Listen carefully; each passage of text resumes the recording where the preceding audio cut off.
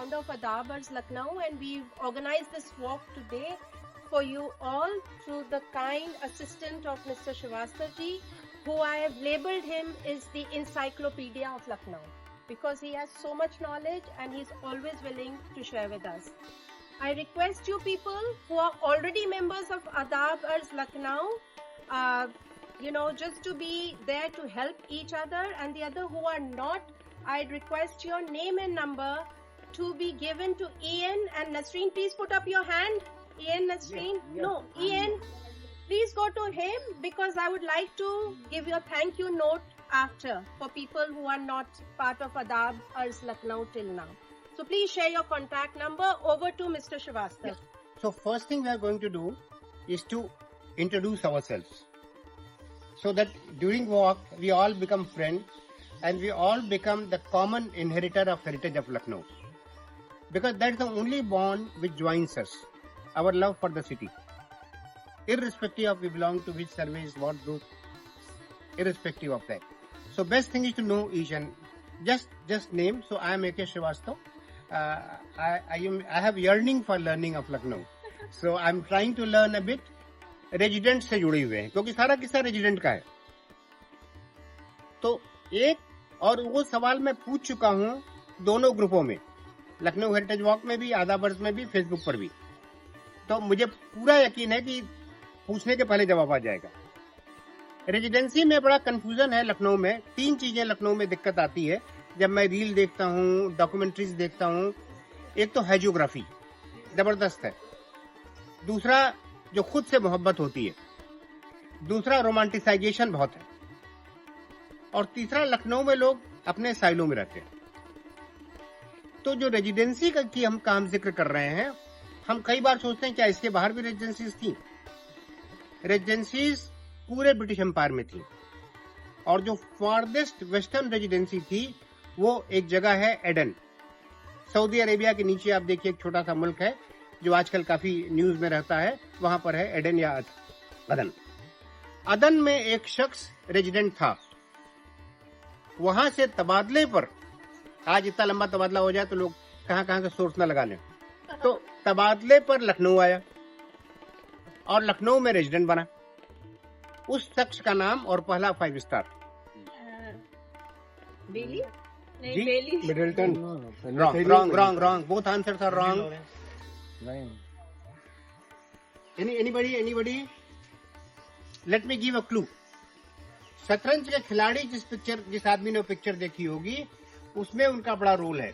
Tom Alter. Tom Alter was the name of actor. I'm looking for name of resident. Outram. So you get the first 5 star. And General Outram. General Outram had many things with him. He was the last resident. He was the first chief commissioner. He was the only person who became chief commissioner twice. और Outram road एक लखनऊ में थी, अशोक मार्ग. मेरा office वहां हुआ करता था, एनी रेलवे का ऑफिस. तो that was Outram Road. So that was the first question. Now we have a winner for that. अब अमीनाबाद का जिक्र आपने किया. अमीनाबाद से जुड़े हुए एक रेजिडेंट, अकेले रेजिडेंट जिनकी मौत लखनऊ में हुई, और वो अमीनाबाद से जुड़े हुए हैं, वही हैं अमीनाबाद में. नाम कर्नल कॉलिंस. नहीं, colonel Collins. Havelock is not colonel in- Collins. And correct. And the name of area, वो मामू भांजे की खबर. कर्नल की लाट तो उसका जैसा बिगाड़ा हुआ नाम है ना, तो आज के जमाने में कॉलिंस से रिलेटेड है वो. कर्नल कॉलिंस से रिलेटेड है. You got the correct answer. एक मिनट क्लियर नहीं हुआ, फिर से बता दें. तो बोल दिए. Colonel Collins was the resident here. Ji He came on transfer from Gwalior ji and he died in 1807. जी. एक क्रिश्चियन सिमेट्री हुआ करती थी ख्यालीगंज में, अमीनाबाद के पास. हाँ. वहाँ वो दफन. जी हाँ. एक ओबेलिस्क उनके ऊपर बनाया गया जिसको लाट हम लोग बोलते हैं, इवन लमाटीनर में लाट बोलते हैं. वो लाट बाद में कॉलिन से नाम बिगड़ करके कल्लन हो गया. अच्छा. और वो इलाका अभी भी कल्लन की लाट के नाम से जाना जाता है. करेक्ट. और उस क्रिश्चियन सिमेट्री पर कब्जा हो गया, मकान बन गए, और ताका झांकी करके आप एक नजर कल्लन की लाट पे लगा सकते हैं।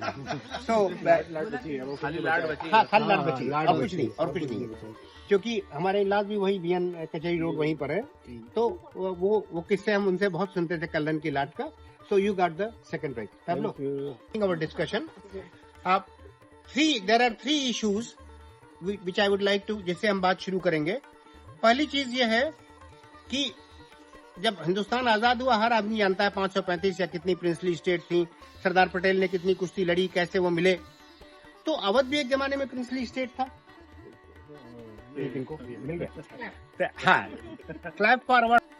अब अवध किस मामले में अलग था, इसके बारे में मैं 3 बातें आपको बताना चाहूंगा जो अवध को एकदम खास रखता था अंग्रेजों के और ईस्ट इंडिया कंपनी के रिलेशनशिप में। यहाँ मैं टुंडे के कबाब और चिकन और उसका जिक्र नहीं करने जा रहा हूँ। मैं ईस्ट इंडिया कंपनी और उसका रिश्ता क्यों अलग था, इसके लिए हमको इतिहास के पन्ने पलटने पड़ेंगे। We have to go to battle which Shujauddaula lost, Buxar की लड़ाई 1764, और उस लड़ाई के हारने के बाद बंगाल, बिहार, उड़ीसा की दीवानी ईस्ट इंडिया कंपनी को मिल गई। लेकिन 1765 में, बाद में 1773 में सुजाउद्दौला से एक ट्रीटी हुई और अवध को उन्होंने कब्जा नहीं किया। अवध पे फाइन लगाई गई, पैसा लेना पड़ा, सब कुछ हुआ, कुछ हिस्सा अवध का गया, लेकिन अवध आजाद रहा। कारण क्या था? कारण ये था कि अवध को अंग्रेजों ने एक बफर स्टेट बनाया। अगर हम 1764 के हिंदुस्तान के नक्शे को जहन में ले आए तो नॉर्थ इंडिया और वेस्टर्न इंडिया पर मराठा काबिज थे और साउथ इंडिया में टीपू सुल्तान अभी जिंदा था। 1799 की लड़ाई में टीपू सुल्तान की डेथ होती है। तो इसलिए अंग्रेज सिर्फ बंगाल, बिहार, उड़ीसा में थे, उनको उत्तर और पश्चिम से खतरा था। इसलिए पहली चीज थी कि अवध को उन्होंने एक बफर स्टेट बनाया। दूसरी चीज जो अवध में खास थी, अवध एक बहुत रिच प्रोविंस था। सुजाउद्दौला पे जो उन्होंने जुर्माना लगाया, इंडेमनिटी लगाई, सुजाउद्दौला ने आसानी से दे दिया। तो उनको लगा यहां से हमको काफी पैसा मिल सकता है। और तीसरी एक बहुत इंपॉर्टेंट चीज थी, Awadh was the nursery for east India company की जो आर्मी थी, बंगाल आर्मी, उसके ज्यादातर लोग अवध से आते थे।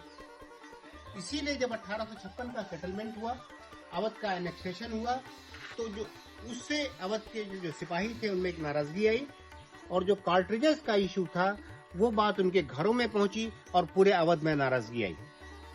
तो 1857-58 की जो जंग थी वो सबसे ज्यादा अगर हिंदुस्तान में कहीं लड़ी गई वो अवध में लड़ी गई। लेकिन अनफॉर्चुनेटली अगर हम आज अवध का जिक्र करते हैं तो नवाब, कबाब और चिकन 1857 को हमने एकदम भुला दिया है। स्लेट को जैसे पुचारा लेके साफ करते हैं वैसे हमने 1857 को 9 महीने तक लखनऊ खड़ा हुआ और लखनऊ लड़ा। 3 बार अंग्रेजों ने हमला किया और लखनऊ लड़ता रहा। लेकिन हम लोग जब लखनऊ का जिक्र करते हैं तो इसलिए मैं 1857 पर ही फोकस करूंगा। दूसरी चीज यह है रेजिडेंट। क्या रिश्ता था रेजिडेंट और लखनऊ के नवाबों के बीच में? एकदम अलग था। अब आप ये कहेंगे उनके बीच में झगड़े होते थे, तो कोई वो रेजिडेंट और नवाब या राजा का रिश्ता सास बहू का था पूरे हिंदुस्तान में। और अगर आपको ज्यादा दरियाफ्त करनी है, माइकल फिशर की एक किताब है इंडिया के रेजिडेंट पे, और उनका एक पेपर है मैंने कल ही पढ़ा जिसमें उन्होंने 615 रेजिडेंट्स की एनालिसिस की। तो मुद्दा यह था कि जैसे मैं आपको 2 किस्सा बताऊंगा। एक लखनऊ के रेजिडेंट थे, नवाब थे, जिन्होंने एक लखनऊ के पुराने रेजिडेंट को जो बनारस में रेजिडेंट है मार दिया। वजीर अली, उन्होंने शेरी को बनारस में मारा। उसी तरह बड़ौदा, जहां मैं पहले एक बार पोस्टेड था, बड़ौदा के जो राजा थे, कुछ ही दिनों के लिए राजा बने, उन्होंने रेजिडेंट को जहर दे दिया। तो पश्चिम में बड़ौदा, पूरब में बनारस, ये आप देख सकते हैं रेजिडेंट का रिश्ता। लखनऊ में लेकिन एक जिसको रोजी लेवलिन जोन्स ने अपनी किताब में फर्टल फ्रेंडशिप का जिक्र किया है, तो वही एक अलग रिश्ता था। उसके 3 कारण थे। सारी बातें मैं 3 के टर्म में करूंगा जिससे मुझे याद रहे, कम से कम आपको भी याद रहे। पहली चीज थी, लखनऊ के जो नवाब बने वो अपने पैरों पर न बने। उनमें बहुत बड़ा हिस्सा रेजिडेंट का भी था। जैसे 1775 आसफुद्दौला, जब आसफुद्दौला आए सऊदौला के बाद, एक झगड़ा था उनके और सादत अली खां के बीच में, सौतेले भाई, और एक पैसिव सपोर्ट रेजिडेंट और गवर्नर जनरल ने आसफुद्दौला को दिया, क्योंकि वॉरेन हेस्टिंग्स से आसफुद्दौला की बहुत दोस्ती थी। और 6 महीने वॉरेन हेस्टिंग्स लखनऊ में रहे। और आप में से जिन्होंने जिक्र मीर पढ़ी होगी, मीर साहब की बायोग्राफी, और अगर मेरी तरह से उर्दू नहीं आती तो अगर आपने अंग्रेजी में चौधरी नईम साहब का तर्जुमा पढ़ा होगा तो उसमें दावत का बहुत अच्छा जिक्र है जो मीर तकी मीर ने किया है वॉरेन हेस्टिंग्स का। तो आसफुद्दौला आए वॉरेन हेस्टिंग्स के सपोर्ट पे। आसफुद्दौला के बाद कुछ समय के लिए वजीर अली रहे, ऐशबाग में उनकी शादी हुई थी, बहुत मशहूर उनके बारात का जिक्र है। लेकिन उनको हटा करके सादत अली खां कैसे आए? रेजिडेंट और गवर्नर जनरल के सपोर्ट पर। बीबियापुर की कोठी में जानशोर आए, इनको कैद किया वजीर अली को, और सादत अली खां बनारस से बुलाए गए, उनको तख्त मसनद पर बैठा दिया। उसी तरह से जो लाल बहादुरी हम देखते हैं, 1837 में नसरुद्दीन हैदर मरे। उनके मरने के बाद क्या हुआ? कोई वारिस नहीं था, तो उनकी मां बादशाह बेगम ने मुन्ना भाईजान को तख्त पे बैठाया 3 घंटे के लिए।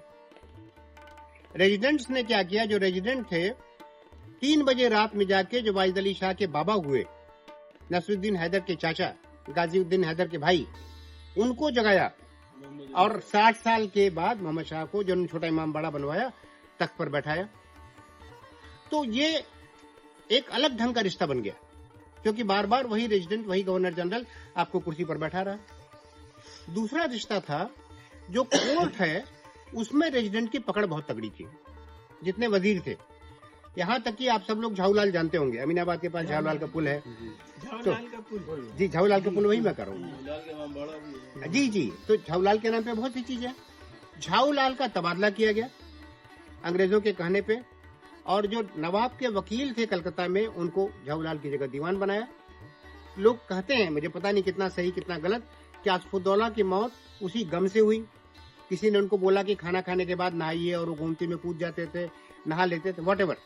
बट ये दिखाता है कि रेजिडेंट्स का कितना ज्यादा पकड़ कोर्ट के ऊपर थी, और नवाबों ने बहुत कुछ अपना काम अपने दीवान लोगों के ऊपर छोड़ रखा था। उसी के साथ एक और चीज थी, वेस्टर्नाइजेशन। शायद कहीं कोई राजा नवाब इतना ज्यादा वेस्टर्नाइज रहा हो जितना लखनऊ में लोग थे, खासतौर से नसरुद्दीन हैदर, जो मसनद छोड़ करके कुर्सी पर बैठने लगे। उनके नाई के किस्से दुनिया में मशहूर है। और तीसरी चीज थी ट्रीटीज। हर राजा ने कोई न कोई ट्रीटी की या लोन दिया, उसको इम्प्लीमेंट कराने की जिम्मेदारी भी रेजिडेंट की थी। तो ये 3 चीजें ऐसी हैं जो रेजिडेंट को और नवाबों के किस्से को अलग करती हैं। और last item, why this residency is so important. पूरे इंग्लैंड में, पूरे ब्रिटिश एम्पायर में चर्चा अगर होती है किसी रेजिडेंसी की, लॉर्ड टेनिसन ने एक कविता लिखी इस रेजिडेंसी की लड़ाई के बारे में। Any of you can recall? Defence of Lucknow. Chocolate. So ये तो सवाल नहीं था। अच्छा चलो, ठीक है, जवाब तो आ गया। हाँ, तो defence of Lucknow, he is correct, it was more a rhetorical question. तो दो तीन चीजें यहाँ पर भी थी जो इसको अलग करती हैं। एक तो सीज, इतना लंबा सीज कहीं नहीं चला। 30 जून की रात और 1 जुलाई से पक्की नाकाबंदी हो गई, से लेकर के 26 सितंबर हैवलॉक अंदर आए, 25 सितंबर 26 सितंबर, और 19 नवंबर को रेजिडेंसी खाली हुई। दूसरा, अंग्रेजों के लिए नाक की बात थी रेजिडेंसी को छुड़ाना। क्यों? क्योंकि कानपुर में जहां अंग्रेज घेरे गए, हम सब जानते हैं सती चौरा का जो कांड हुआ, वेल का जो किस्सा है, कितने लोग मारे गए, कोई अंग्रेज बचा नहीं। झांसी में, झोकनबाग में तमाम अंग्रेज मारे गए। आप में से जो लोग इंग्लिश लिटरेचर के शादाई होंगे, रोजेटी एक मशहूर पोएटेस हुई हैं इंग्लैंड की, 19th सेंचुरी की। She was more a romantic poet. उन्होंने जोकनबाग के बारे में एक पोएट्री लिखी है। और डिफेंस ऑफ लखनऊ के अलावा भी बहुत सी कविताएं हैं और बहुत सी किताबें और फिल्में हैं रेजिडेंसी को लेकर के।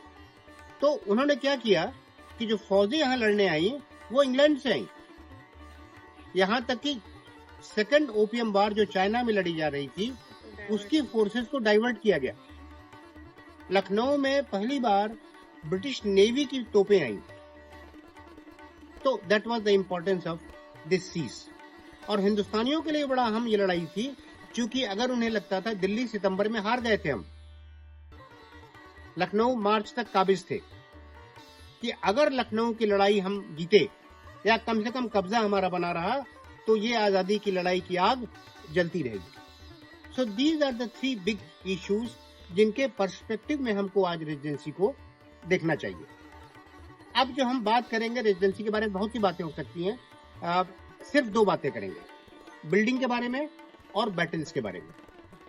बिल्डिंग के बारे में हम बहुत संक्षेप में 3 बातें आपको बताएंगे। पहली बात, बिल्डिंग बनी कैसे, जमीन किसकी है, पहला सवाल यही आता है, शेखजादों की। लेकिन शरण ने अपनी किताब में यह लिखा कि जिन शेखजादों का मच्छी भवन था उनकी जमीन नहीं थी। शेखजादों के 3 क्लैन थे, एक तीसरा क्लैन था जिसकी ये जमीन थी। अब जो बिल्डिंग बनी, शुरू में रेजिडेंट का स्टाफ बहुत कम था, तो एक उसका उल्लेख मिलता है फेटल फ्रेंडशिप में। मिडल्टन का जो आपने जिक्र किया था, मिडल्टन पहला रेजिडेंट था। मिडल्टन ने 1775 में रेजिडेंसी आ गई, एक खत लिखा कि साहब यहाँ पूछ की झोपड़ियां थी, उनमें हमारा खजाना रखा था, आग लग गई, वो 449 रुपए जल गए, तो हमको परमिशन दिया जाए, हम यहाँ पे ईंटे की एक ट्रेजरी बना दें। उसके बाद 1786 में मैंने फेसबुक पे पोस्ट भी डाली उसकी, हम्फ्री एक आर्टिस्ट थे जो है रहे, उन्होंने रेजिडेंसी के स्केचेस बनाए। सिर्फ 3 सब्सटेंशियल बिल्डिंग वहां नजर आती। उसके बाद 1814 में सीताराम एक मशहूर पेंटर थे जो हेस्टिंग्स के साथ आए थे। 30 कॉपियां निकाली हैं, मेरे ख्याल से हम लोग 40+ हैं, तो 2-3 लोगों के बीच में एक अभी हम लोग डिस्ट्रीब्यूट कर लेंगे। ये आप लोग देख सकते हैं 1857 की रेजिडेंसी को आप देख सकते हैं, और यहाँ पे आप देख सकते हैं बेगम कोठी का जिक्र है, और यहाँ पर रेजिडेंसी का जिक्र है, और रेजिडेंसी के जब हम लोग यहाँ पर खड़े हैं, ये गेटवे आप देख रहे हैं, हम लोग इस गेटवे के इस साइड में खड़े हैं।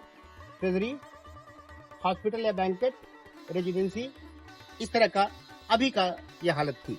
इसी बिल्डिंग ये नजर आ रही है जो बैंकेट हॉल है, अभी हम देखेंगे बैंकेट हॉल है। उस सवाल को हल किया उन्होंने मिस्टर पीसी मुखर्जी ने, पिक्टोरियल लखनऊ 1883 की सबसे खूबसूरत किताब लखनऊ की, पतली सी किताब है। उस किताब में उन्होंने कहा कि एक्चुअली ये बैंकेट हॉल रेजिडेंट का घर था, क्योंकि अगर ये बैंकेट हॉल था तो इसके अगल बगल कोई बड़ी बिल्डिंग नहीं थी, तो पहले रेजिडेंट इसमें रहता था, इसी में दावत भी दी जाती थी। अब बाद में जब उन्होंने ये शिकायत की तो गाजिउद्दीन हैदर ने, जो अभी हम रेजिडेंसी देखते हैं, वो घर बाद में सादत अली खां के बाद वो मकान बना। मैंने फेसबुक पोस्ट पे वॉन ऑर्लिच का एक पोस्ट डाला है, 1843 में वो लखनऊ आए थे, तो इसमें बड़ी बड़ी दावतें होती थी, नवाब साहब आते थे, उनके साथ के लोग आते थे, और वॉन ऑर्लिच ने ये लिखा कि नवाब साहब इस दावत में सिर्फ चाय पी के चले जाते थे, और डांस शुरू होने के पहले सर्टेनली वो चले जाते थे। एक फनी पार्क की किताब है, वो मैं ग्रुप में शेयर करूंगा, फनी पार्क की भी, von Orlich, we have all the books, तो मैं वही किताब कोट करूंगा जो मैंने पढ़ी है। फनी पार्क्स ने भी रेजिडेंसी का काफी वर्णन किया, लेकिन बिल्डिंग्स का वर्णन नहीं किया। लेकिन जब रेजिडेंसी की लड़ाई शुरू होनी थी, तब तक ये सारी बिल्डिंगें आ चुकी थी, और अभी हम जो बिल्डिंगें देख रहे हैं वो 1857-1858 का दृश्य है। तो मैं अभी आपको एक सिम्पसन की पेंटिंग दिखाऊंगा 1858 का। ये बड़ी इंटरेस्टिंग चीज है। आप ये देखिए, ये दीवारें उन्होंने काट दी हैं, स्क्रैप की हैं।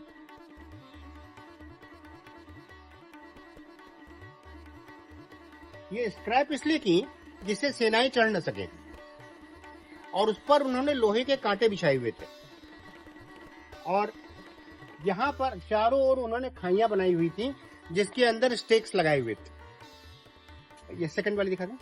ये सर किसकी अगर पेंटिंग है? हाँ, ये आप देखिए बैंकेट हॉल के सामने आप ये देख सकते हैं कि कैसे ट्रेंचेस बनी हुई हैं। ये 1858 की पेंटिंग है। ये इसमें आप बैंक, कोई हिस्टोरियन उसके पीछे की जो बिल्डिंग है वो कुछ नहीं था, इसके सामने सीधे गोमती नदी थी और छतर मंजिल और फरहत बख्श था। अब जब हम आज वॉक करते हैं तो हमारे दिमाग में वो नक्शा आता नहीं है, इसलिए मैंने आपको पेंटिंग दिखाई जिसमें गोमती नदी आपको दिख रही है। और जो फोटोग्राफ आप देखेंगे, अभी हम मैप भी दिखाएंगे, उनमें गोमती नदी आपको दिखेगी।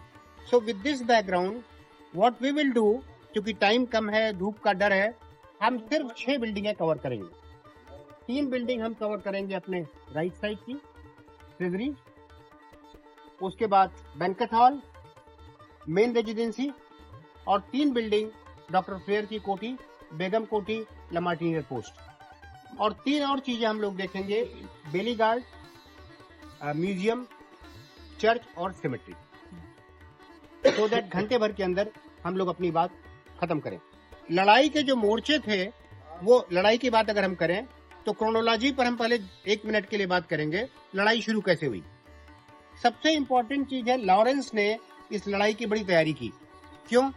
क्योंकि लॉरेंस जब यहाँ आए, उनको लग गया कि लखनऊ बदबदा रहा है, खुद बदा रहा है। हुसैनगंज वो जा रहे थे अपने बग्घी पर 2 लोगों के साथ, 18 अप्रैल को ईंटे मट्टी के पत्थर से किसी ने उन्हें मारा, और उन्होंने टेलीग्राम किया वायसराय को कि यहाँ कभी कुछ भी हो सकता है। उस समय से रेजिडेंसी की रक्षा के लिए उन्होंने काम शुरू किया, गल्ला इकट्ठा करना शुरू किया, बाकी चीजें शुरू की। तो 6 जगह पर उन्होंने मोर्चे लगाए थे। लेफ्ट साइड में एकदम एंड में एक रेडॉन बैटरी थी, इज कॉल्ड रेडॉन बैटरी। तो अभी हम रेडॉन बैटरी का बेली गार्ड के दरवाजे के पास खड़े होकर जिक्र करेंगे, बेली गार्ड की लड़ाई का। 2 लड़ाइयों का हम विस्तार से जिक्र करेंगे, और उसके बाद बिल्डिंगों में कुछ कुछ खास चीजें देखेंगे, एंड देन हम लोग एंड करेंगे म्यूजियम से।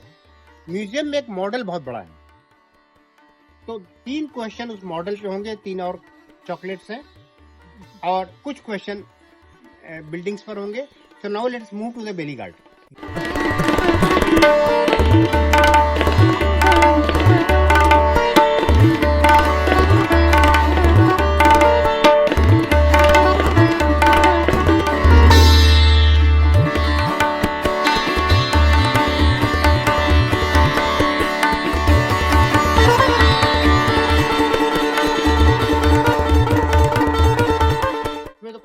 शक नहीं हम कहाँ हैं। कई बार होता हम वहां हैं जहाँ से हमको हमारी खबर नहीं, तो अब आपको खबर है कि आप कहाँ पर हैं। ओके, अब इसके आसपास की बिल्डिंगों को हम लोग पहचानने की कोशिश करें।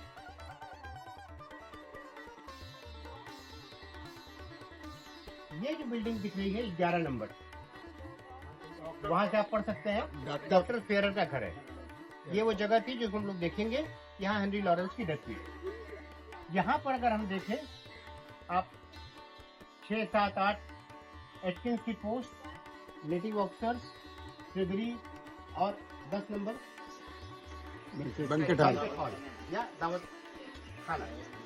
ये बेली गेट आप देख रहे हैं, सबको मालूम है, ये मैं नहीं बताने वाला हूँ कि बेली गार्ड का नाम क्यों पड़ा। बेली एक रेजिडेंट थे, उनके लिए सादत अली खान ने एक गार्ड रूम बनाया, लेकिन वो गार्ड रूम अंग्रेजों के परिधि में नहीं था, क्रिसेंट टाइप था। उन्होंने जब चौहद्दी बनाई रेजिडेंसी की रक्षा करने के लिए, उसको बाहर किया, और उसके पीछे से हिंदुस्तानी लोग लड़ाई करते थे। अब मैं आपको बड़ी इंटरेस्टिंग चीज दिखाऊंगा। यहाँ पर एक क्लॉक टावर हुआ करता था।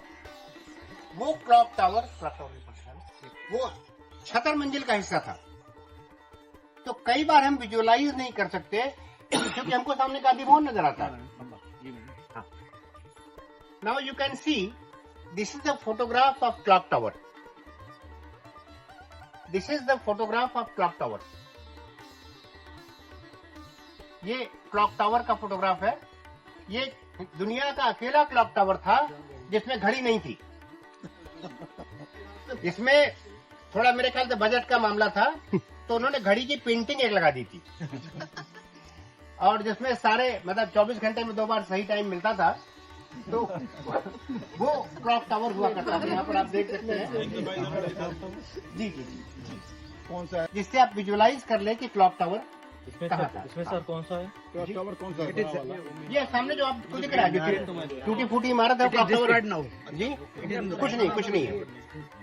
अब आप एक कचहरी में वकीलों के आपको कमरे वमरे मिलेंगे, बेली गार्ड मिलेंगे। टूटा टाइप का है वहाँ पे। नहीं, नथिंग इज अवेलेबल। कुछ नहीं। अब मैं 1 मिनट में आपको 1 मिनट लगेगा। बेली गार्ड की लड़ाई का, ये बेली गार्ड का मोर्चा था। एक्चुअली इसके बाद we should do a webinar और अ मीटिंग जहां पे हम इसको पीपीटी पे, स्क्रीन पे ज्यादा बड़ा करके दिखा सके। अब इसमें आप देख सकते हैं कि आप जो बेली गार्ड है, ये यहाँ पर जी जो लिखा हुआ है वो बेली गार्ड है, और जो एच लिखा हुआ है वो क्लॉक टावर है। जी बेली गार्ड और एच क्लॉक टावर। बेली गार्ड के ठीक सामने क्लॉक टावर। तो इस, और सबसे अच्छी बात इस फोटो की यह है कि यहाँ पे हम ये देख सकते हैं 3 डायमेंशनल। और इस लड़ाई में आप ये देख सकते हैं कि अब यहाँ की इस तरह की कोई इमारतें बची नहीं है, इसलिए हम बड़ा मुश्किल होता है विजुअलाइज करना कि बेली गार्ड की लड़ाई कैसे हुई होगी। तो हिंदुस्तानियों ने बहुत अच्छा काम किया, मतलब अपने लिहाज से एक बहुत बड़ी तोप को ले आए क्लॉक टावर के पास, और वहां से सीधे उन्होंने बेली गार्ड पर हमला किया। और बेली गार्ड में इन्होंने क्या किया, जो आप दरवाजे देख रहे हैं ये तो खैर नए होंगे, पुराने लकड़ी के दरवाजे से इन्होंने इसको बंद किया था। उसके बाद 10 फीट मट्टी की जो एकदम उस दरवाजे के ऊपर थी। उसके बाद फिर एक लकड़ी का दरवाजा था, यानी उसको तोड़ना करीब करीब असंभव था। और सबसे मजेदार बात यह हुई कि जब हैवलॉक और आउटरैम आए तो वो भी नहीं घुस पाए, क्योंकि दरवाजा खुला ही नहीं, क्योंकि पीछे मट्टी थी। तो उन्होंने क्या किया, जो किनारे 4 दीवारी थी उसमें टिकट विकट का सिस्टम नहीं था कि विंडो नहीं खुला और हैवलॉक टिकट के लिए वेट कर रहे हैं। तो एक तोप हटाई गई और एम्ब्रेजर बोलते थे उसको, जो उसके बीच में जगहें होती थी। उस जगह से हैवलॉक आउटरैम कुछ साइड में चल करके कुछ उस तरह से जो इंग्लिश सेना थी वो 25 सितंबर की शाम को घुसी। अब ये जो लड़ाई हो रही थी, मैंने बताया क्लॉक टावर से तोपें खड़ी थी।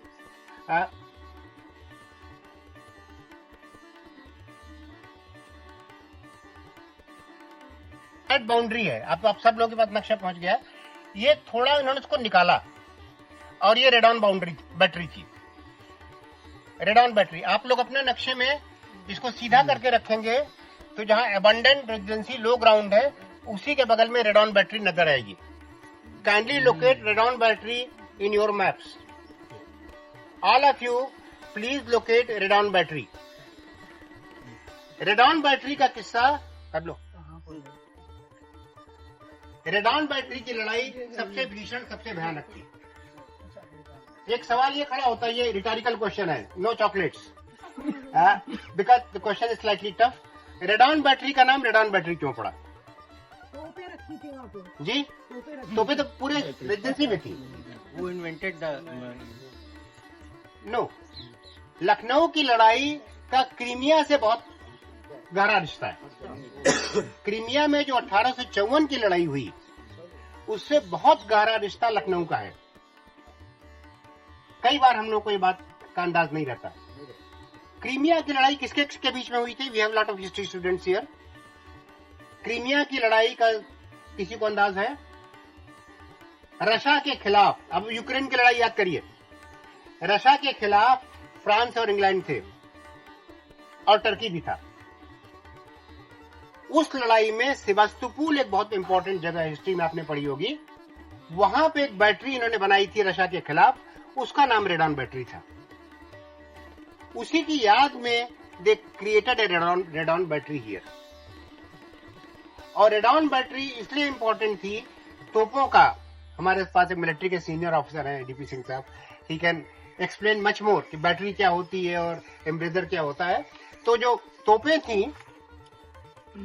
हाँ,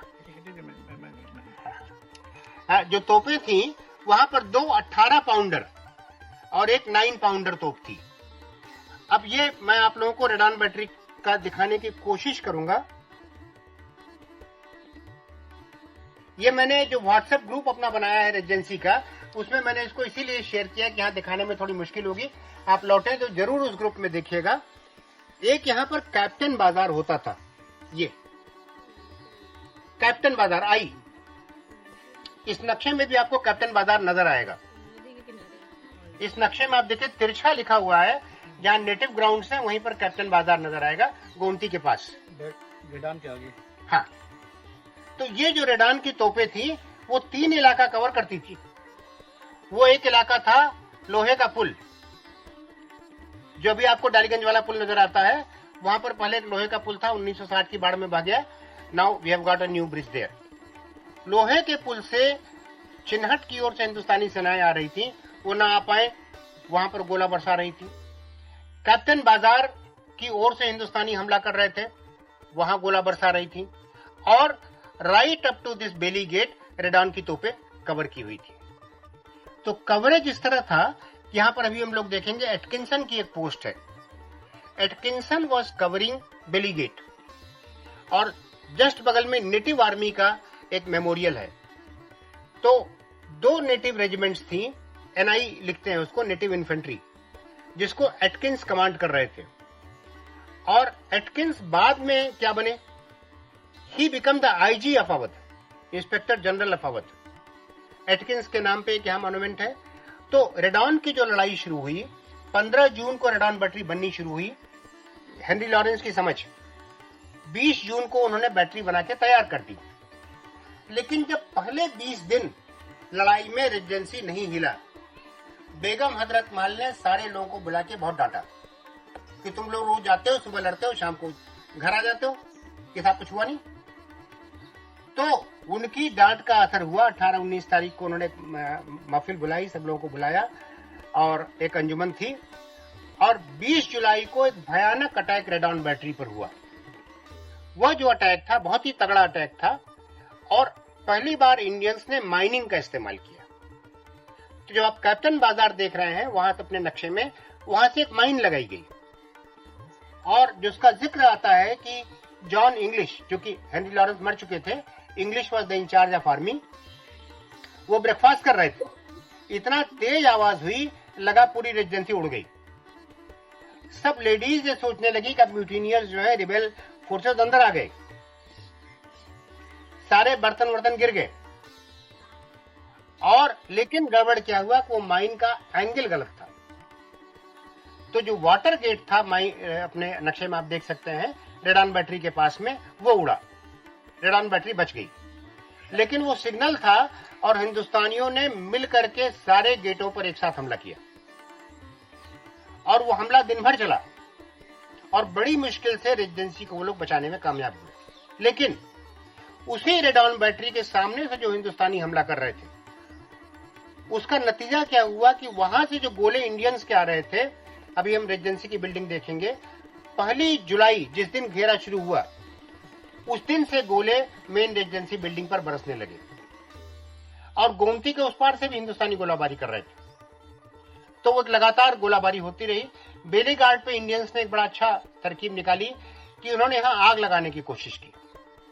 फिर किसी तरह से अंग्रेज उस आग को बचा पाए, क्योंकि आग का प्रॉब्लम क्या थी कि पीछे मट्टी भरी हुई थी, तो उस पर आग पकड़ती नहीं, और आगे भी उन्होंने उसके डिफेंसेस बना रखे थे। तो हर तरह की कोशिश की गई। ये बेली गार्ड गेट पे एक लड़ाई हुई, रेडान बैटरी, ऐसे 6 मोर्चे थे। हम लोग लामार्टिनियर पोस्ट पर भी चलेंगे, उसकी लड़ाई की चर्चा हम बाद में करेंगे। अब हम लोग 1 मिनट के लिए ट्रेजरी की बिल्डिंग में जाएंगे, banquet, and then we move to the main residency.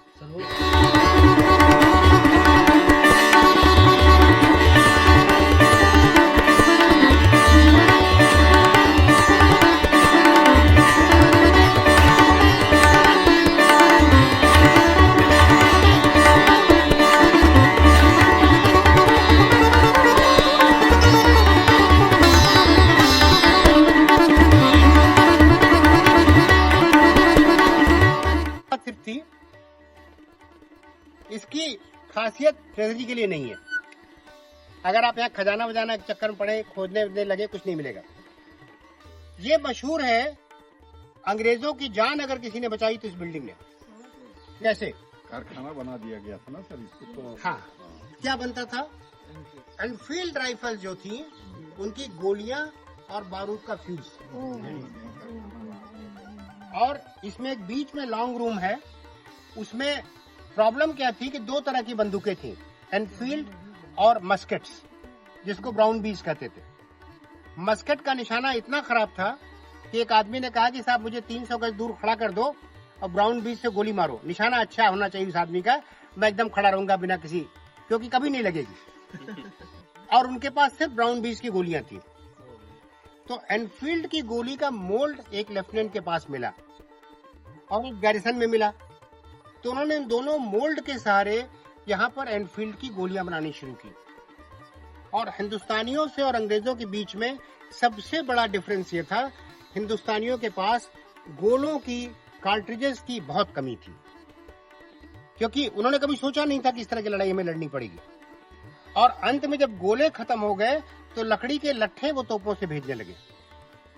और कई बार वो खतरा उठा के जो अंग्रेज तोपे गोले मार रहे थे उसको पकड़ लेते थे, रोक लेते थे और उन्हीं तोपों गोलों को फिर इस्तेमाल करते थे। और फिर अंग्रेजों ने ये कहा कि अब हम गोले राउंड शॉट्स बोलते थे, जो लोहे के गोले होते थे विदाउट एक्सप्लोसिव्स, कि उसको मत भेजो क्योंकि हिंदुस्तानी उसी का इस्तेमाल कर रहे हैं।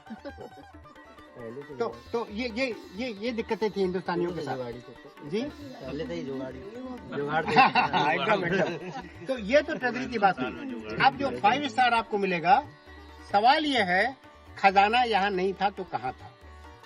23 लाख रुपए थे खजाने में, जिसको अंग्रेजों ने जब 19 तारीख को खाली किया, 19 से 22 के बीच में अपने साथ ले गए। उसके अलावा कैसर बाग में जो उन्होंने मुकुट और ज्वेलरी लूटी थी वो अलग, 23 लाख नगद। वो 23 लाख नगद कहाँ थे? जो रेजिडेंसी की मेन बिल्डिंग देखेंगे उसके सामने, घर में आदमी पैसा कहाँ रखता है? जहाँ खुद सोता है। तो रेजिडेंसी की जो मेन बिल्डिंग थी उसकी लॉन में 23 लाख रुपए गड़े हुए थे। और बाद में अंग्रेजों ने खाली किया तो फिर लोग उसको ले गए। ठीक है, ले गए। हाँ, सर्टेनली ले गए। अब हम लोग के लिए थोड़ी छोड़ा, और वैसे भी अब तक मिलता नहीं। तो अब now will move to the banquet hall.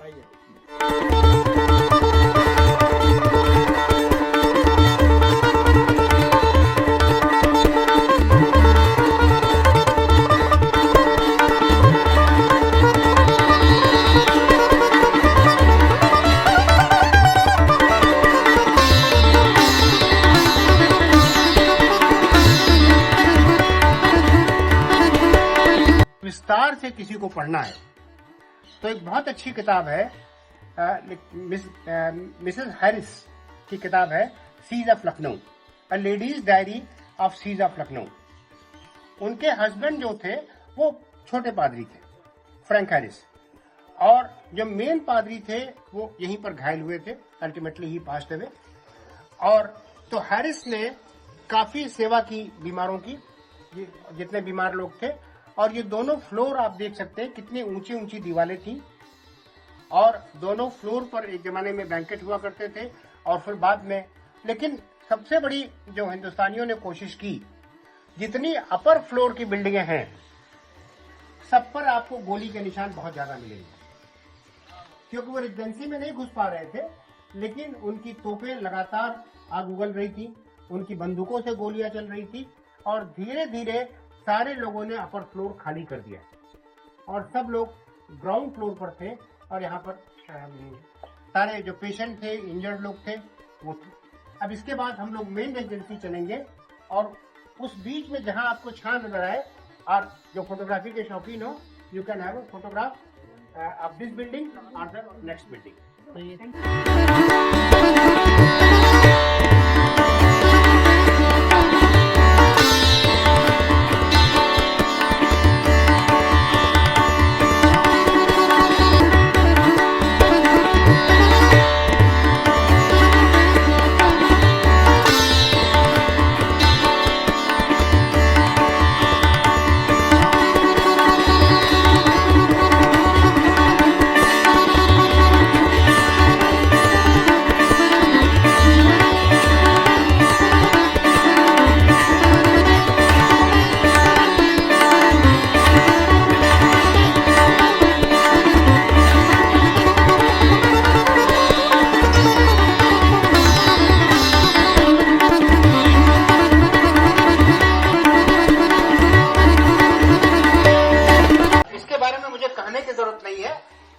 आंखों की चीज है, देखने की खूबसूरती इसकी आप देख सकते क्या फाउंटेन है, क्या बात हैं।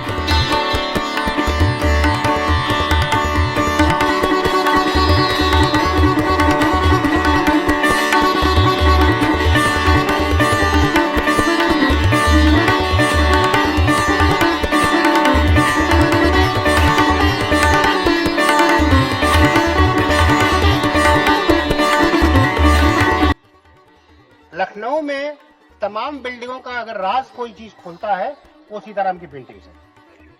कभी आप दिलकुशा जाइए, एक हम लोगों ने वीडियो भी बनाया है दिलकुशा का। सीताराम की जो 1814 की पेंटिंग है, दिलकुशा उस तरह का नहीं है।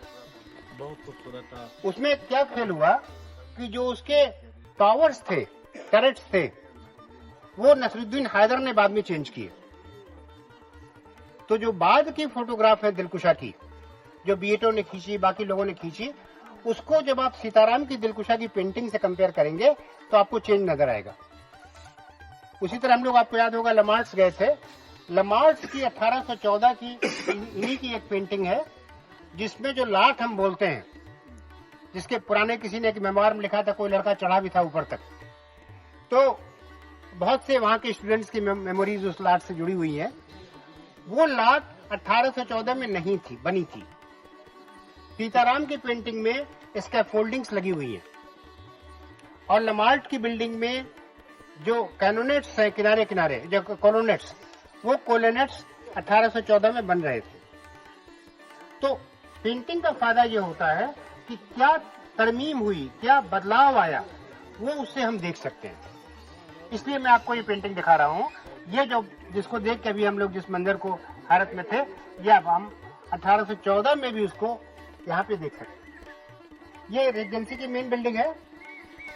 इसके बारे में मैं कुछ खास नहीं कहूंगा, और 2 या 3 घटनाएं यहाँ घटी उनके बारे में बताऊंगा। So but we have a 10-minute break for photographs. So please go ahead, get yourself photographed with the backdrop of this building or wherever you want. Be here.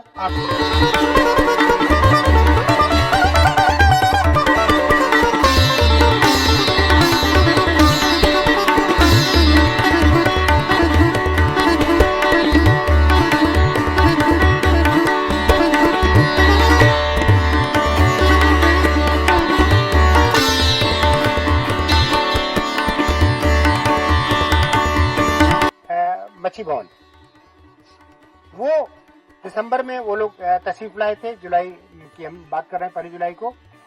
Ideal eight Lucknow एक सबसे अच्छी किताब है, मैंने बुक ग्रुप में share भी की है। It gives a very vivid description of the event कि she was just picking up china, crockery निकाल रही थी कैबिनेट से। एक उनकी मेट पीछे खड़ी थी और उसने देखा कि वो धड़ाम से गिरी, एक गोला उनको लगा और उनके पैर चले गए।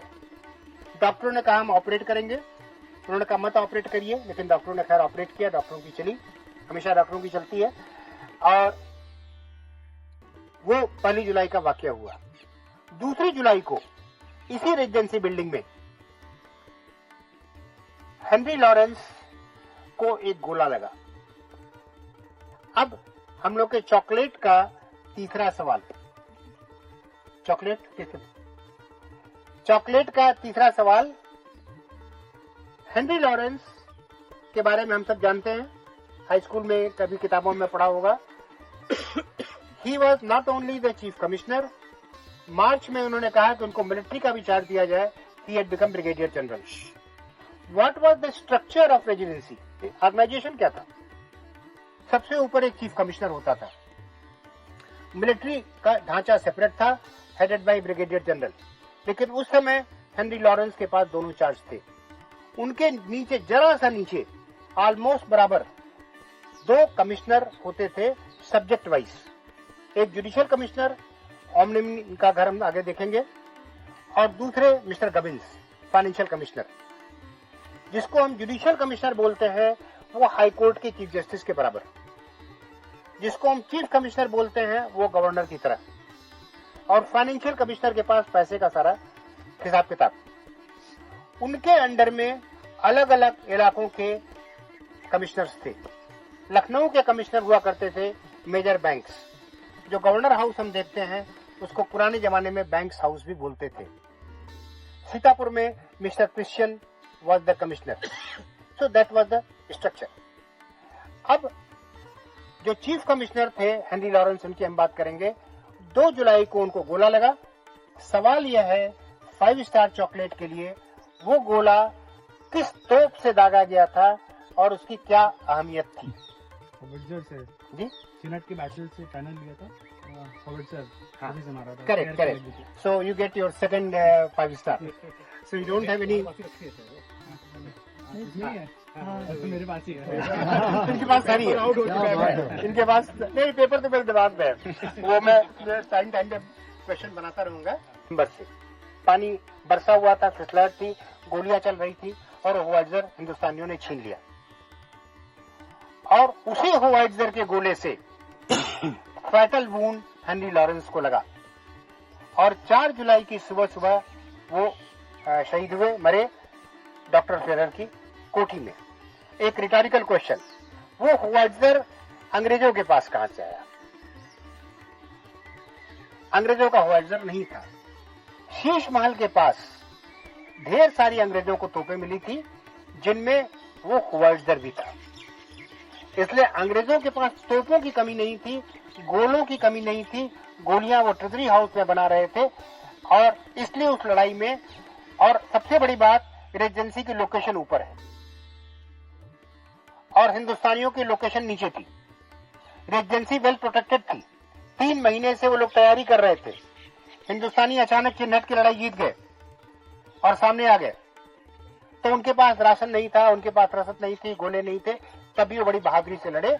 और सिर्फ हेनरी लॉरेंस नहीं मरे, एक और चीफ कमिश्नर मारा गया रेजेंसी की लड़ाई में। Anybody can tell? This is again a 5 star question. English ji? English नहीं, John English was never a chief commissioner. John English को उन्होंने आर्मी का चार्ज दिया था। आप यहाँ कहीं देखेंगे जॉन इंग्लिश के नाम पे सामने एक मार्कर लगा हुआ है। जॉन इंग्लिश जहाँ मतलब जिंदा बच के गए और 1863 के आसपास उन्होंने उनकी डेथ हुई। और ग्रुप में मैंने एक किताब शेयर की है, लेडी इंग्लिश। जॉन इंग्लिश की जो वाइफ हैं उन्होंने मेमोइर्स लिखे हैं जो रेजिडेंट अपने ग्रुप में हमने शेयर की है। और जॉन इंग्लिश की बच्चों के साथ मैंने फोटो भी शेयर की है, उनकी वाइफ और उनके बच्चों के साथ। लेकिन सवाल अभी भी कायम है, एक और चीफ कमिश्नर इस लड़ाई में मारा गया। नील तो नहीं, Neil was not a chief commissioner. No, no. Major bank is the correct answer. Yeah, so you will get a 5 star, but you are not supposed to eat it. मैंने ले ली। तो ये आपकी ओर से इन्होंने ले लिया। Major Bank was the commissioner of Lucknow. Major Bank was made chief commissioner by Henry Lawrence. जब हेनरी लॉरेंस इसको लेके बड़ा झगड़ा हुआ। हेनरी लॉरेंस की जब डेथ हुई तो डेथ के पहले जो आरडीएल ऑफ लखनऊ है उसमें पूरी एक तरह से वसीयतनामा लॉरेंस का है। लॉरेंस ने ये सोचा कि मेजर बैंक को लखनऊ का ज्यादा ज्ञान है और तो उन्होंने मेजर बैंक को चीफ कमिश्नर मुकर्रर किया और उसमें लिखा कि हम सीनियरिटी पर नहीं जा रहे हैं और मेजर बैंक को चीफ कमिश्नर बनाया और जॉन इंग्लिश को ब्रिगेडियर जनरल बनाया। इस बात को लेकर गबेंस जो फाइनेंशियल कमिश्नर थे वो बहुत खफा थे क्योंकि गबेंस और लॉरेंस के बीच में पहले भी कुछ खटपट थी। आगे हम जब लामार्टिनर के पास जाएंगे तो हम गबेंस के बारे में ज्यादा बात करेंगे। तो मेजर बैंक जो कमिश्नर हुए 21 जुलाई को वो भी मारे गए गबेंस की जो कोठी है उसके पास। तो आप देखेंगे कि जो हिंदुस्तानियों की बहादुरी है, जितने बड़े सिपह सालार थे 2 चीफ कमिश्नर मारे गए। जो जुडिशियल कमिश्नर था ओमनी वो 5 जुलाई को ही मारा गया। तो 2 जुलाई को चीफ कमिश्नर, 5 जुलाई को जुडिशियल कमिश्नर, अगला चीफ कमिश्नर हुआ वो भी 21 जुलाई को। इंजीनियरिंग के जो हेड थे अलेक्जेंडर, बाद में फुलटन, वो दोनों लोग मरे। तो यहाँ से हम लोग अब मेन एजेंसी से विदा लेते हैं। Will just have look, will go directly to Begum कोठी।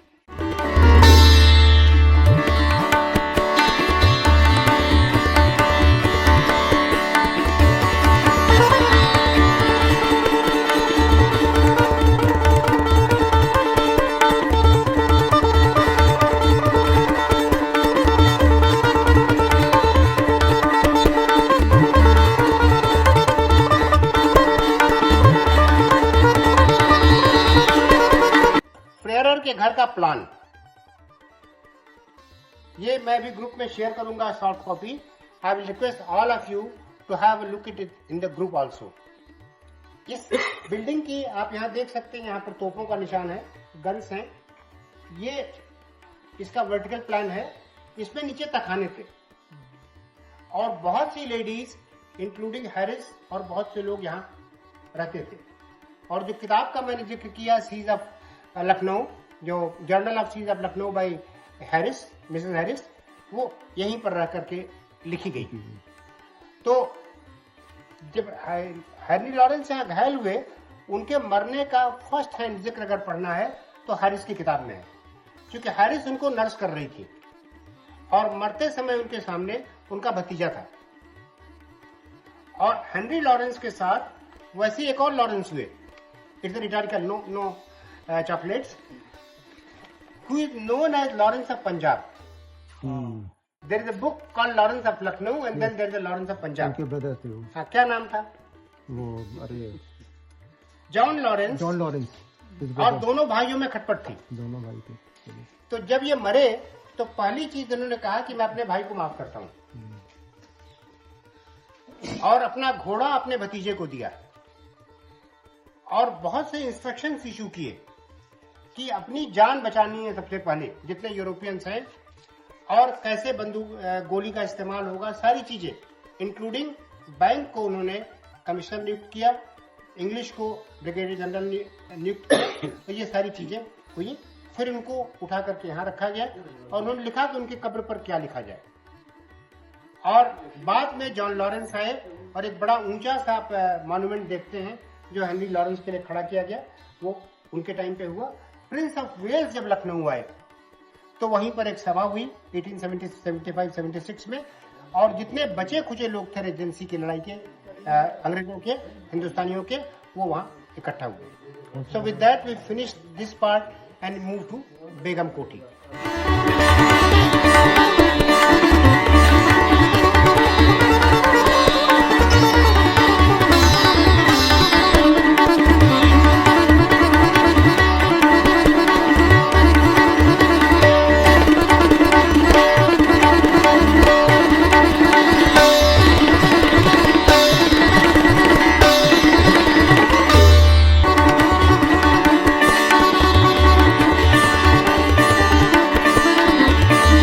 एक्चुअली किस्सा ये था, रेजिडेंसी में सारी इमारतें अंग्रेजों की और रेजिडेंटों की नहीं थी, रेजिडेंसी से जुड़े लोगों की. जब क्लाडे मार्टिन की डेथ हुई 1800 में, सितंबर 1800, सामने फरहद बख्श, वहां वो उन्होंने अलविदा कहा दुनिया को. उस समय 8,000 पाउंड का किराया बचा था. इतना बड़े रियल एस्टेट वाले, आजकल जो अपने प्रीमियर बिल्डर्स हैं, उनसे कहीं आगे क्लाडे मार्टिन थे.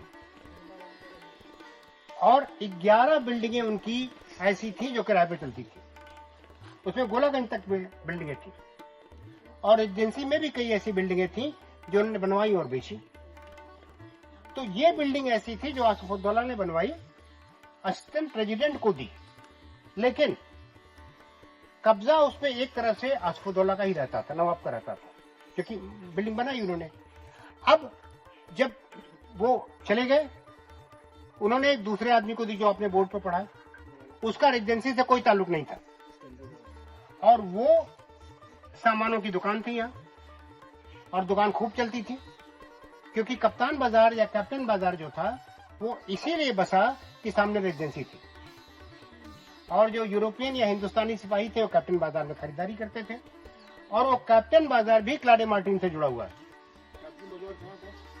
कैप्टन बाजार फरहद बख्श के पीछे आपके पास नक्शा है? यहाँ पे शहीद स्मारक है. अरे मैं आपको आपके कागज में खोल के दिखा देता हूँ. यहाँ पे आप पहले देखेंगे, यहाँ पे. हाँ. समझ गए. अब किस्सा शुरू होता है विलायती बेगम का. जो हमारे नवाब लोग थे, उनमें सबके तरह तरह के शौक थे. गाजीउद्दीन हैदर जो नसरुद्दीन शाह के पिताजी थे, उनकी भी एक विदेशी बेगम थी जिनको विलायती बाग, विलायती बेगम हम लोग जानते हैं. वो दफन है, कभी किसी ने सवाल पूछा था, कैसर पसंद के पास एक क्रिश्चियन सेमेट्री थी, वहां पर। उनके लड़के नसरुद्दीन हैदर, नसरुद्दीन हैदर की शादी भी एक अंग्रेज महिला से हुई। कैसे हुई उसका एक बड़ा दिलचस्प किस्सा है। इस किस्से का मैं सोर्स बयान कर रहा हूँ क्योंकि हो सकता है सही हो सकता है गलत हो, मुझे नहीं मालूम। योगेश प्रवीण की जो कपूर साहब की जो आपकी किताब है काफी हाउस वाली, उसी सीरीज में आप देखिएगा अवध की बेगमें योगेश प्रवीण जी ने लिखी है। उसमें सारे नवाबों की बेगमों का जिक्र है, मैं उसी से रेफर कर रहा हूं। उसमें उन्होंने किस्सा लिखा है वॉल्टर्स का। वॉल्टर्स कानपुर में रहते थे, 2 बेटियां, एक बड़ी एक छोटी, और वॉल्टर शहीद हो गए, उनकी वाइफ बेगमें बेटियां। तो एक कोई डोम या इस तरह का था जो उनके यहाँ काम करता था, बख्श। उसने उनको सलाह दिया कि भैया आप जाइए कोर्ट में, लखनऊ में तो अशरफियां बरस रही हैं, अब आप नसरुद्दीन हैदर की कोर्ट में जाइए। तो उन्होंने दोनों लड़कियों को पेश किया, छोटी वाली उन्हें पसंद आई, तो जो मिस वॉल्टर्स थी उनसे नसरुद्दीन हैदर की शादी हुई। अब नसरुद्दीन हैदर की शादी हो गई और वो जो मेन बेगम थी उनके ऊपर आ गई। उन्होंने उनकी माँ को नाम भी जागीर लिख दी, इनके नाम जागीर लिख दी, और कहा यह जाता, जो योगेश प्रवीण का कहना है कि बख्श खां से उन्होंने उन्होंने भी इस्लाम कबूल किया और उनकी शादी करा दी। और एक बहन जिनका अशरफुन्निसा का जिक्र हमने पढ़ा। 1837 में नसरुद्दीन हैदर मर गए और ये वापस अपनी माँ और बड़ी बहन के पास आ गई, और अशरफुन्निसा ने यहाँ पर ये मकबरा और ये इमाम बाड़ा और मस्जिद बनाई जो उसमें लिखा हुआ। लेकिन विलायती बेगम की डेथ कैसे हुई? योगेश प्रवीण का कहना है कि कुछ ऐसा मसला पड़ा कि उन्होंने किसी खास वजह से एक दवा खाई, और वो दवा इतनी ज्यादा खाई कि उसके असर वो दवा जहर बन गई और विलायती बेगम चली गई। लेकिन नसरुद्दीन शाह के खानदान में जहर का बड़ा चक्कर है। नसरुद्दीन शाह को धनिया मेहरी, राजाजीपुरम के आसपास के जो लोग होंगे उनको धनिया मेहरी की याद होगी। तो धनिया मेहरी ने, कहा जाता है, उनको जहर दिया, वो ना औलाद मरे। उनकी एक बेगम थी जिनका योगेश प्रवीण का कहना है बच्चा होने वाला था, कुदसिया बेगम। पहले दर्शन विलास में थी, बाद में दिलकुशा में रहने लगी। नसरुद्दीन हैदर ने कुछ उनके ऊपर आरोप लगाया और वो दुखी हो गई, और जहां लखनऊ यूनिवर्सिटी अभी है, बादशाह बाग में गई और वहां उन्होंने जहर खा लिया। संख्या मंगाया, खाया, और एक खत, आखिरी खत नसरुद्दीन हैदर के नाम लिखा। नसरुद्दीन हैदर जब तक पहुंचे तब तक वो दम तोड़ रही थी, और एक करबला, यहाँ आप सब लोग जानते होंगे, उस करबला में दोनों लोग दफन है। और शायद नसरुद्दीन हैदर अकेले बादशाह हैं जिनको इमाम बाड़ा नसीब नहीं हुआ। असफुद्दौला की कब्र बड़े इमाम बाड़े में, उसके बाद सादत अली खां, उनका मकबरा हम जानते हैं, उसके बाद गाजीउद्दीन हैदर, शाह नजफ। नसरुद्दीन हैदर का मकबरा नहीं है, उसी करबले में दफन है वो। उसके बाद जो नेक्स्ट छोटा इमाम बाड़ा, उसके बाद सिब्तानाबाद इमाम बाड़ा, और वाहिद अली शाह कलकत्ता में सिब्तानाबाद इमाम बाड़ा। तो ये विलायती बेगम का किस्सा था, बहुत संक्षेप में, नसरुद्दीन हैदर का और इस बिल्डिंग का। लेकिन बात थी लड़ाई की। 1858 में इस लड़ाई में क्या हुआ?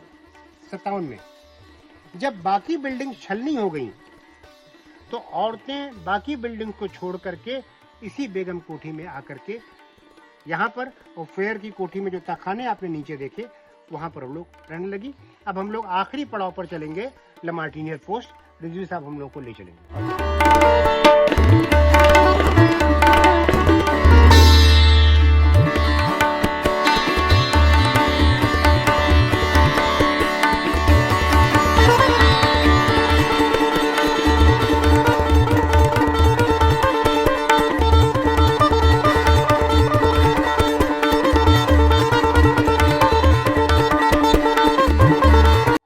अब बाकी मैंने कहा था सिर्फ 6 बिल्डिंगें हम दिखाएंगे, तो बाकी बिल्डिंगों के बारे में हम एक साथ यहाँ लमार्टिनियर पोस्ट पर चर्चा कर लेंगे, क्योंकि उसके बाद हमको म्यूजियम में जाना है।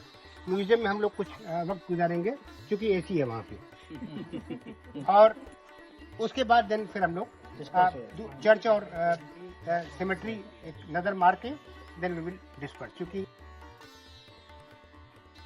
आप देखिए साउथ डायरेक्शन में फिलिप्स हाउस मिला, सबसे नीचे फिलिप्स हाउस, देख लीजिए आप, फिलिप्स हाउस नजर आया। लोकेशन के लिए मैं आपको बता रहा हूँ जिसे आप समझ जाएं, जो फिलिप्स हाउस है वो आज बलरामपुर हॉस्पिटल है। इतना बड़ा। तो इससे आप कैसे इससे सवाल पूछा कि साहब बाउंड्री क्या थी, बाउंड्री एग्जैक्टली यही थी। और जो फिलिप्स हाउस है वो बलरामपुर हॉस्पिटल था। इस लड़ाई का मंजर, ये बहुत मशहूर लड़ाई थी। यहाँ पे ये नक्शा, अगर अपने नक्शों को आप खोल लें, यहाँ आपको जॉन्स हाउस एक नीचे दिख रहा है। जॉन्स हाउस और जॉन शॉप यहाँ से, और किनारे कानपुर बैटरी थी। तो हिंदुस्तानियों ने बहुत जबरदस्त हमला जॉन्स हाउस से किया, और एक अफ्रीकन वहां पर था। बहुत से अफ्रीकन हिंदुस्तानी को से लड़े। देख सकते हैं गबिन्स हाउस की तस्वीर, ये इस साइड में गबिन्स हाउस हुआ करता था, इसके बगल में 6 स्क्वायर था, और यहाँ पे लामार्टिनियर पोस्ट थी। और आपको अपने नक्शे में आप लामार्टिनियर पोस्ट ढूंढ सकते हैं। काइंडली ढूंढ लीजिए La Martiniere post M, wherever M is written you can find Lamartiniere post, M for Martiniere. People of Lamartiniere at that time who was leading this battle, Schilling. So you get a 5 star.